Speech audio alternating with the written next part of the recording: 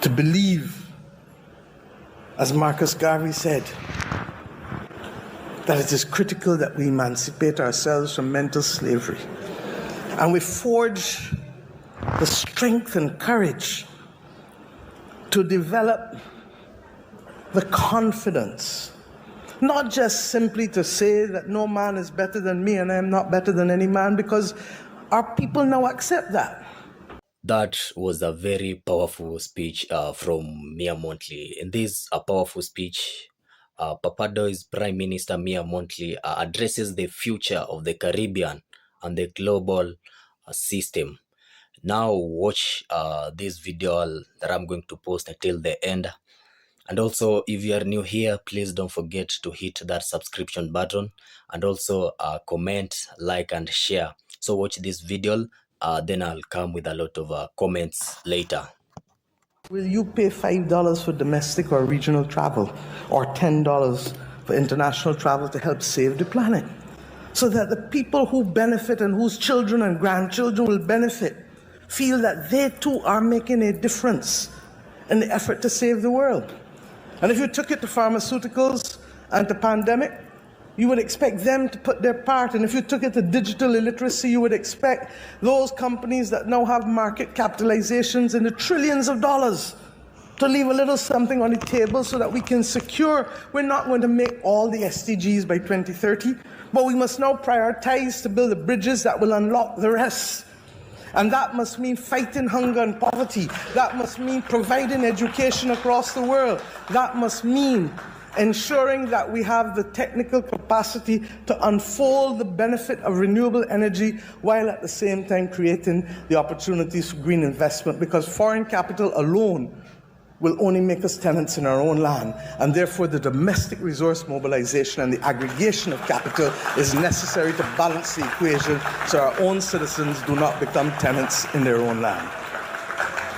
I say these things because I genuinely believe that in the same way we saw over centuries the evolution of the joint stock company, in the same way we saw over centuries the emergence of the nation state, in the same way that we recognize that this is the beginning of the end of a current world order, that we have to be prepared to recognize and to determine what are the things that are necessary to secure lives and livelihoods, people and planet, without being wed to systems that are no longer working for us and that were made in the image of people who only want to dominate and exploit.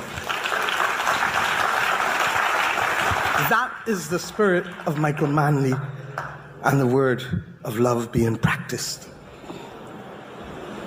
I say to you today that when all of that is combined, we still have to come back home to the most basic and elemental of truths. That you and you and you and you and you and me have first always to summon the courage and to look in the mirror and to believe, as Errol Barrow said, in our mirror image. To believe, as Marcus Garvey said, that it is critical that we emancipate ourselves from mental slavery and we forge the strength and courage to develop the confidence, not just simply to say that no man is better than me and I am not better than any man, because our people now accept that. But coming with those rights now come responsibilities, because there is no right that can exist forever without a responsibility to tend to the things. A house, this building, you leave it unchecked and unattended for, and it starts to fall. You leave your body unattended for, it atrophies. And we as a region have a duty to have mature conversations, first to begin to understand how we can reclaim the mental landscape of our own citizens, recognizing, as I did in a CARICOM Ministers of Culture meeting as a young senator in this country 33, 34 years ago, that we will never be able to stop information from flowing in unless we close down our society, and it's not practical. So that what we must do is root our people, so that when the gale force winds start to blow, The trees may bend, but they will not break.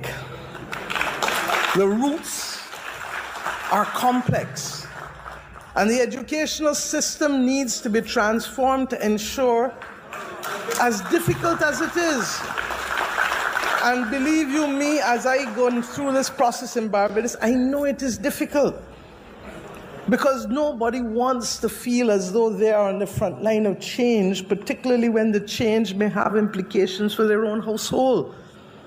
But in the same way that a person who is a diabetic recognizes that if I don't make that decision to sacrifice a toe, I may make the foot or the leg, or worse than that, the body through sepsis at risk. We as a region need to understand that the price of freedom is also equally the anchoring of responsibility in this Caribbean region. And that in truth and in fact, we are in the throes of an inflection point, a historic movement that really, today, causes us to have to pause. And the danger is that we might be at risk of being distracted from the fundamental things that truly make a difference to our planet and to our people, and by extension, to our Caribbean civilization. The reality is that what we are witnessing, in my view, is really the dying of an old order without yet seeing where the new order will be located and how it will be framed. The Italian philosopher Antonio Gramsci wrote in his famous prison notebooks, and I quote, "The old world is dying, and the new world struggles to be born. Now is the time of monsters," unquote. And what are those monsters today? Is it the climate crisis? I don't refer to it as climate change, because there's nothing about change in the crisis that we face. It is a season of superlatives, and it's the season of the unexpected. We see it from the droughts, to the floods, to the hurricanes, to the sargassum seaweed, to so many other things that are so unrealistic. I'm accustomed to convection rain here in Kingston, not in Bridgetown. For the last 2 years, we experienced that from August to December, almost 5 days a week. While at the same time, for the first 6 months of last year, we had less than 50% rainfall of the average 30 years that went before, in the same year. The monsters are the pandemics. And we acknowledge that with the increased heat, we are likely to see new pathogens develop, and by extension, new pandemics are likely to emerge. But even as we speak, separate from that, our abuse of antibiotics, antimicrobials, has led to an extraordinary level of antimicrobial resistance that now makes that responsible for the third highest number of deaths directly and indirectly in the world, and by 2050, it shall be responsible for the highest volume of deaths in the world, reversing a century of medical progress and making simple things like going to the dentist or going in the garden or having a baby risky things if you get an infection. We have seen environmental degradation generally, but in particular degradation of our soils. And there is the belief that it will considerably impact the already threatened food security that we have as a result of the impact of climate itself. But soil degradation in and of itself will make it worse. We are seeing the collapse of ecosystems and the collapse of and further loss of biodiversity. Things that we were accustomed to seeing are finding themselves removed from our environment. And at the same time, globally, we have 35 million people, refugees, across the world, fleeing wars, violence, persecution, and abject poverty, right here in our own region to across the world. The world itself is a dangerous place to be. The 1st of December, France had a government, as did Syria. Today, the 10th of December, both have been gone for a few days. One by law and one by force. We are at an interesting point. We hear of the movement against incumbents more than anything else. Some of it expresses itself in right-wing populism, some of it in the UK, left of center. But in both instances, it's an anti-incumbent move, largely because much of what people have had to experience in this polycrisis moment in the last 5 years has made life difficult for most and perplexing for all. The spectacle of fake news and the inability to control a narrative to build a nation, where broadcasting used to be the order of the day and now narrowcasting and echo chambers replace it. We have more than ever to determine what does love look like in this, the third decade of the 21st century. And because time limits me, I'll just address a few matters. One, as it relates to regional integration and foreign policy. Two, as it relates to the reform of the international financial system and by extension our capacity to meet the global public goods that are critical for our survival on the planet as people. And finally, the utter and absolute importance as Caribbean people of the psychological reinforcement of our cultural identity to give us purpose and to give us unity and solidarity to weather these difficult times as the New World Order finds itself emerging. May not be for a few decades, maybe as soon as the next 5-10 years. And it is slow upon us when all of a sudden, as we saw in Syria, it is immediately upon us. And that is the nature of the world in which we live today, where the powers that influence and the information that is generated goes way beyond the nation state. And to that extent, on this day of International Human Rights Day, one asks yourself, what will that new world order look like? And what will truly be the power of nation states? Will small states be able to survive without deep functional cooperation and pooling? Or will they become collateral victims as the world seeks to line up behind great powers yet again? Particularly if the multilateral rules-based system that we have is not allowed to work for us. I say to you that it is critical that we not be sucked in to the bankruptcy of the current global world order. And if we go back to what love was for Michael Manley, and I'm amazed at the extent to which even the language used foretold the times in which we come to live in. There is no doubt that we are in a race against time, and those who doubt it will fail to prepare. And that, for us, means that we recognize that love fundamentally is about caring, seeing, hearing, and feeling.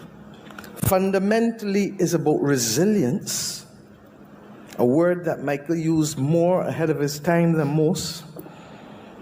And love is about transformation. We have taken long to do some of these things, not because of laziness, but because of the complexity of the root system that has caused us to be victims of another order that effectively took away from us identity and movement. And I dare say that so fundamental is the human resistance against that type of activity that I really believe that that is one of the reasons for the strong anti-incumbent movement globally, coming after 2 to 3 years of restricted movement and increased cost of living, where persons are trying to recoup losses in the shortest possible time from a pandemic, that has caused people to say, hey, you didn't see me for a few years, but watch me now, here. And if you don't realize here, I'm going to show you that here. And we've seen it country by country by country by country. But if we come to understanding what that race to become resilient must look like, it is being thrown at us more than ever through the climate crisis. And that is why, in a very real sense, the global south, in its victimhood, has a renewed sense of solidarity, because we all know that we didn't cause the problem, and that in fact we are now bearing double jeopardy, because having been the beast of burden to enrich those who built the Industrial Revolution, we are now the first victims on the front line to the consequences of the Industrial Revolution in terms of greenhouse warming. That was a very powerful speech from Mia Montley. And when Mia Montley speaks, everything becomes to stand still, and every ear listens. Now Mia Montley, she has delivered a very powerful speech, and she's addressing some of the serious issues that are affecting the Caribbean and also the people of Jamaica. Mia Montley, she's talking about the old system that is no longer working well, but she's also talking about the new solutions that are not yet fully maybe ready. So what Mia Montley she's trying to say, if I may give you an example, is that like renovating a house while he's still living inside it, everything feels messy for a while.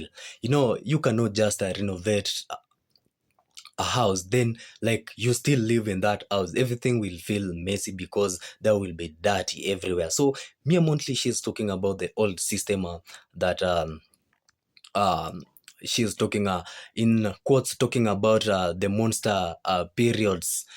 Also Mia Montley, she's talking about climate change, the climate change, about strong storms, also the drought and the changing weather are already affecting people's lives and food supply. You know, when there's a climate change, a lot of people do really suffer. Let us talk about farmers. You know, farmers are the people who are really affected by these climate changes. And if you are a farmer, you need to read the weather very well, because you may decide to plant, then everything maybe it comes to summer seasons and everything dries up. So for example, let me give you a very nice example. Farmers are planting crops but losing harvests because seasons becomes unpredictable. That's the reason why I'm telling you, the Mia Montley, she's talking about these climate changes. They are unpredictable because you cannot able to tell whether there will be a strong storm, whether there will be a drought, whether it is going to rain. So and these affects plants in the farm, and that is that brings a lot of a loss to the farmers. Also, Mia Montley, she's addressing a very big issue that has been addressed by many other peoples, many leaders from the Caribbean and also from Jamaica. She's talking about the health challenges are increasing. Some diseases are becoming harder to treat and new health threats keeping appearing. There are some of the diseases that have been becoming hard to treat. There's a video that I did. There was a very serious flu in Jamaica that people didn't knew about, and a lot of Jamaican people, they were coming out at large number to give out their experiences about the disease, that flu, and also those people who are affected or who had already been affected by this flu. They were coming out in large number to tell the people that this flu was very dangerous. So you can see Mia Montley also, she's addressing this issue about healthy challenges. It has been a threat. Some diseases have been a threat to their country, and the new health threats keep appearing. You can see those means that danger of people, the people are in danger. So imagine getting sick and the usual medicine no longer works effectively. You can imagine during this COVID-19 affected, it was a worldwide disease. It affected a lot of countries. Imagine you are being affected with something that you don't know. There's no even cure. You remember the way a lot of people were kept isolated from their families. A lot of people died. We lost a lot of people in the country because of this COVID-19. You can imagine being sick of a disease that you don't know. So Mia Montley, she's addressing these challenges in this speech. And also, she's talking about countries should build their own economies. We should build our own economies. Nations should create local opportunities instead of depending too much on outside money. You know, I don't want to maybe oppose what Mia Montley she is speaking, but we all believe that when we depend on other countries, that is the time our country maybe develops. But I think Mia Montley, she has a point, because it is time. Because if you see, most of the countries have resources, but they go on to an extent whereby they also want to go to other people's country so that they may give them that support from other people's country. We are not able to be independent. That is what Mia Montley, she is saying. It is time for us to be dependent and stop going to other people's country to seek for that support. Because imagine owning your own business instead of depending completely on borrowed support. You can see, if you have your own business, you are able to run it very well. You can able to employ a lot of people. Imagine owning your business instead of borrowing support. That is a very important or major issue that Mia Montley she has spoken. And also, people should protect their identity and mindset. Mia Montley, she is telling people that it is important for you as a person from Caribbean or Jamaica to protect. You should protect your identity and mindset. Community should stay proud of who they are and believe their own ability to grow. You know, if you say that I'm Jamaican, be proud of yourself. Speak that language of yours in front of people. There are some people, they come from maybe different parts of the country, but they don't want people to know that they're coming from that country, because they feel like people are going to judge them because maybe their country is poor. But Mia Montley, she's telling people that be proud of your identity. Stop being ashamed of your identity. So in this video that we have seen that powerful speech from Mia Montley, she's trying to say that the world is changing fast, and people and countries need to prepare for by becoming stronger, smarter, and more independent. Yeah, We can be independent if we have resources. What again do we need?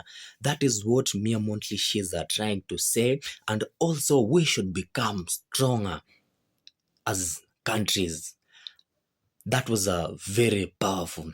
I most of the time, if you have ever seen Mia Monthly speaking, I do really admire the way she speaks. I do really admire the way she comes up with the issues. I do really admire the way she delivers her speech. And that is how all leaders from the Caribbean should be. They should be seeing and copying what Mia Monthly she's doing. Mia Monthly, she's truly a good leader, and I do really admire her. Otherwise, thank you for watching out this video. I do really appreciate, and if you have not subscribed, please click that subscription button, and don't forget to give this video a thumbs up.